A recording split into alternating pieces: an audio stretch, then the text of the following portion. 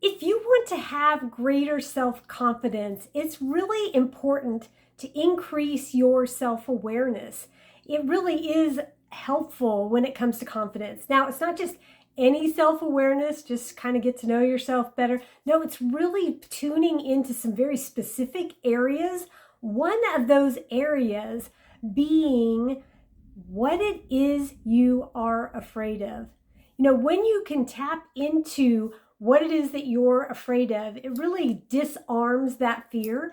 And so all of us have a funky core feeling that seems to follow us around wherever we go. Maybe for you, that feeling is that you're incompetent, or that you're not enough, or that you're lazy, or that you don't matter. That happens to be mine. Well, just about everything you do can spark that feeling, and ultimately that feeling leads to feelings of shame, feelings of being rejected, and just honestly, it's really tough to be confident from that place. That's why it's really helpful if you recognize where confidence comes from.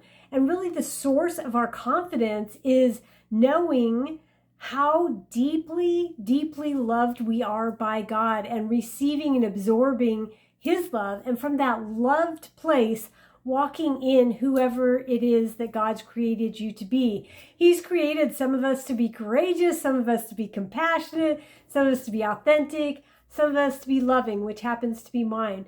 When I am making that my focus to be loving, confidence actually grows for me. And that same thing is true for you as well.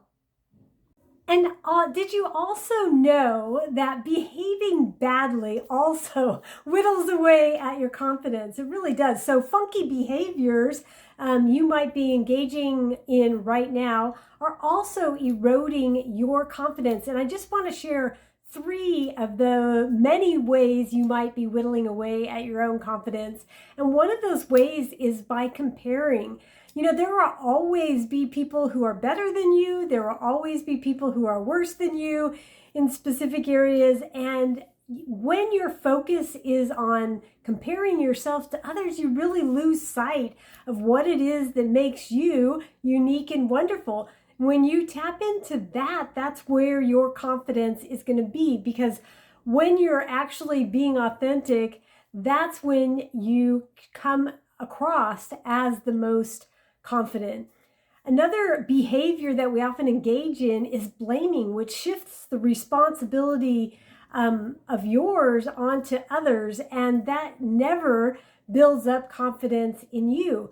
It's really tough to be playing the victim and simultaneously feeling confident. So what can you do to stop the blaming and to start taking responsibility, even if there is shared blame, which there usually is, but owning your part?